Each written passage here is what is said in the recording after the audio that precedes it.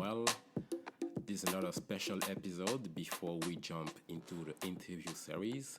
And this episode has two specific goals. The first one is to thank the many of you who sent me feedback on the first episode. Thank you so much.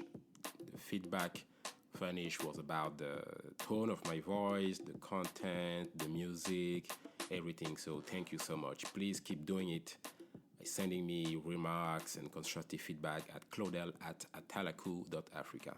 CLAUDEL @ATALAKU.Africa.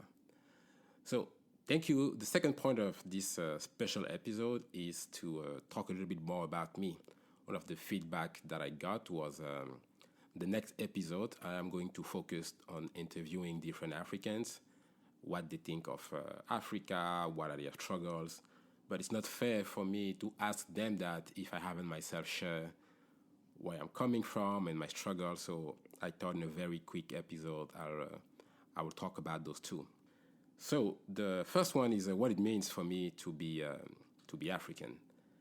And I'm going to preempt this by saying the definition I'm going to provide is by no means exhaustive. I'm just going to give a couple of criteria of behaviors that I think are characteristic generally, of course, of Africans. And along the next episode, while talking to different guests, of course, we will go deeper into one or another specific one, or even add attributes that we think defines an African. So without further ado, let's start. Being African for me is loving to dance. You know, it's kind of a cliche that, okay, all Africans know how to dance. Of course, we know we have brothers and sisters out there who are not really good with the rhythm, but it's fair to say that most Africans love and know how to dance. And the way I kind of explains that is, maybe it happened to you as well. As a kid, I used to go to a lot of different events, either party, birthdays, with my parents. Every single time in those parties, at some point, there's going to be a moment where all of the parents will be talking among themselves and push all the kids in the middle of the room or the backyard, whatever, put some music and say, hey kids, that's your time, just start dancing. You know, and that happens, I don't know, probably from 5 years old to, 13, 14, something like that.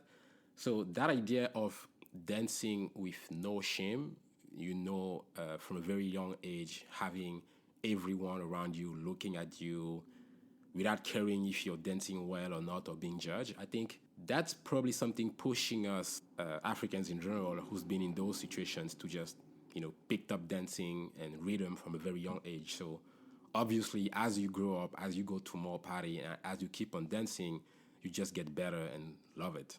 So that's one thing. Africans love to dance. Africans know how to dance. The second thing about Africans is our resilience.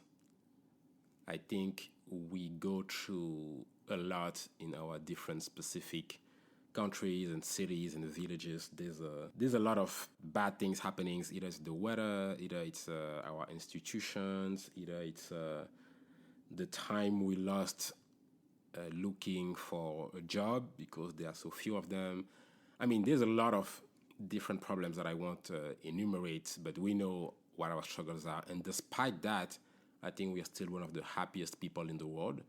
So for me, there's only one way that explains that is resilience. We have that thinking and saying overall that whatever happens, hey, what are we going to do? Let's just keep moving, right? It's not the end of the world. Which sounds kind of ridiculous when you go to countries in outside of Africa. I'm talking about some countries in Europe or even the US where sometimes you talk to people and they go through things in their life, and the way they tell you about it, it is as if it's the end of the world.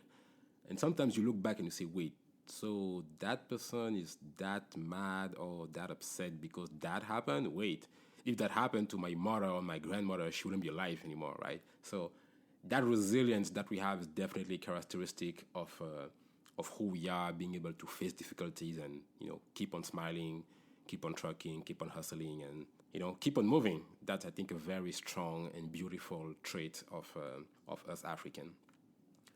The third one is a little bit funny. Is being African is eating the piece of meat in the plate last. So you've probably gone through that. You are, I don't know, 50 years old.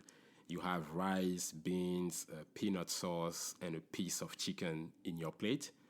And as you start eating, you kind of take the fork and push the meat on the side because you want to finish whatever is else in your plate. And only at the end, you join the meat for a get together. Like, okay, this is it. This is me and my piece of meat because it's like a jewel. You can't just eat the meat at the same time that you eat the plantain or rice. No, no, no, no, no. You have to put it on the side and eat it separately because it's that much of a treasure. And for our non-African or those who haven't lived in Africa, not understanding that, I think it's coming from the fact that back then, and even nowadays, meat remains a luxury because the price of rice or peanuts or vegetables is kind of affordable, but being able to eat meat every day is not a guarantee for most families. So I think back then, I remember me growing up was, oh, if you're eating meat, that's it's something special. So you cannot just treat it as if it's anything. You keep it for the end of the meal so that the last taste that you have when you're done with the meal is that tasty one of a piece of meat in your plate. So that's a part of what is being African, definitely. We will go, as I said earlier, more in depth into the definitions around educations, our values, hospitalities, our languages through different interviews with the different guests we will have in this podcast. Now, the second part of this episode, I want to focus on the struggles. And I think it's important because the youth nowadays either don't have enough African archetypes or have European, Americans, or Asian archetypes, which I think is not necessarily bad, but if you grow up in Lagos or Accra, it might be easier for you to connect or see yourself into an archetype or a hero of yours that is actually either Nigerian or Ghanaian. And in order to get there, I think it's important to know that the people being successful in Africa or outside of Africa today, but who are Africans, it's important to understand what they've been through. Their different struggles. Everything wasn't rosy and green for them. So understanding what they've been doing and the struggle they've been through is, I think, definitely helpful. And since I'm a host of the podcast, I figured I should start with myself. So as I told you, I have a bachelor and a master degree in computer science that I obtained in France in 2010 and 11.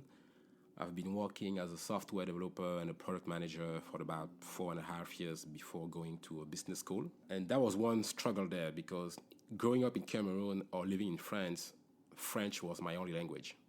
So I never had to speak English. I was watching TV shows like everyone, but I was using French subtitles. So I never had the need professionally or outside of work to actually learn or speak English. So applying to a business school in the United States of America, you kind of need to speak English. So starting at the end of 2013, I went to the kind of difficult process of learning English on my own. Didn't take any classes, didn't take any special course. I was just doing my best to practice English on my own. So reading a lot of BBC, CNN, starting watching TV shows in English, but with English subtitles instead of French. Going out in Paris, there's a neighborhood called Saint-Michel with a lot of British and Americans. It's a very touristy place, but awesome place about it is like most people there speak English. So it was a good way for me to learn by practicing. So I did that for about a year, and then it was time to pass the GMAT, because when you apply to business school in the US, GMAT, who's an exam with half of the exam is testing your mathematical skills, and the other half is testing your English skills. So obviously, I needed to be good at English to be able to nail that test. So I got to take that test 3 times, because obviously applying, I wanted to go to the best business school available in the US, and obviously to be accepted into the best business school, you kind of need a very strong profile, and part of that profile being the GMAT, well, you need a pretty strong GMAT score. So I have to take it 3 times to finally get a score that I think was okay, acceptable, and in the average of the scores that I was targeting. So I did that, applied to business school. I was accepted to the dual MBA MA program at the University of Pennsylvania called the Lauder Institute. So it's an MBA from the Wharton School of Business and a Master in International Studies from the Lauder Institute. Fantastic programs. Got to live for 6 months in Brazil, because one of the requirements of the MA is to be able to graduate, you need to be fluent in a third language, and the one I chose was Portuguese. So as part of that, living in Brazil was a requirement. I think not 6 months, couple of months before the beginning of school. So I did that. Actually, before even getting into a business school, I should just talk about leaving Cameroon at 15 years old for France as a struggle. About 20 of us in senior year high school left Cameroon for France. So I was definitely not alone in the country, but I was in a city called Grenoble. There was only 2 of us from my class there, and it was definitely challenging. You are 15 years old, first year undergrad, new culture. Luckily, the language was French, so that was okay. But the way people behave, the music, the way you're supposed to dress, was a lot more tough than I let my parents or my family know. But the adaptation to a complete new country was definitely difficult. And pushing it or bringing time forward to Brazil or the United States, I kind of have the same type of problems, because yes, when I was leaving France in 2015, my English was definitely much better than a couple of years ago. But still, I wasn't fluent. So part of me was stressing around being in one of the best business school in America with English that is not, I don't know, Barack Obama type of English. So I was always, at the beginning, constantly worrying about if people would be able to understand me correctly. Was I articulating or finding the exact right word for the specific situations? So yeah, the first couple of months were definitely tough. Luckily, my business school classmates and friends were extremely open to international in general. So whether you have an accent, whether your English is not good, as long as people understand the gist of what you have to say, it's okay. So difficult time for 2 months, but after that, I just realized it all happened in my head. I was getting more stressed and more concerned about what people would think, while they wouldn't even care. It's like, hey, dude, we got what you want to say, and that is enough. So that boosted my confidence, and that's what got me to either as an internship, obtain a JP Morgan in the investment banking division as a summer, and working full-time after business school as an associate for a strategy consulting firm named McKinsey & Company. So definitely any type of self-doubt that I had at the beginning went through, but I have to talk about it because it was a difficult time.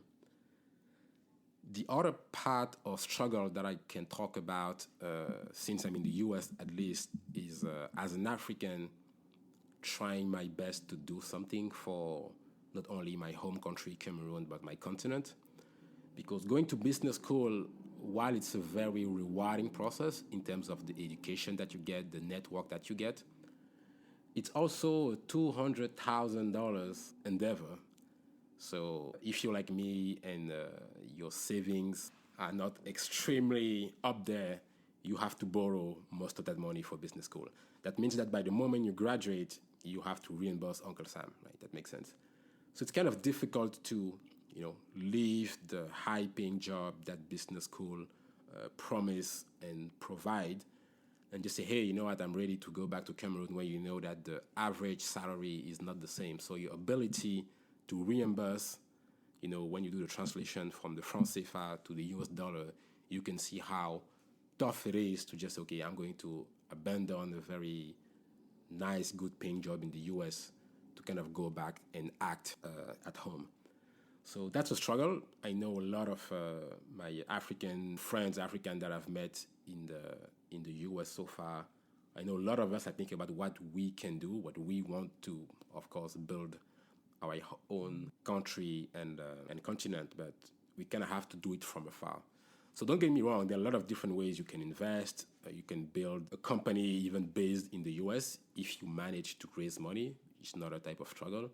But yeah, I know it's something that either you're in the US, in Canada, in Europe, wherever you are in the world as an African, I'm sure that a lot of you are thinking about helping their home country or continent somehow, but don't know exactly how. I talked about the loan, but it can be something else, right? It might be that you've done your studies in Belgium and then you met your wife there, you have 3 kids already. You find yourself in a situation where it's not just you when you left the continent.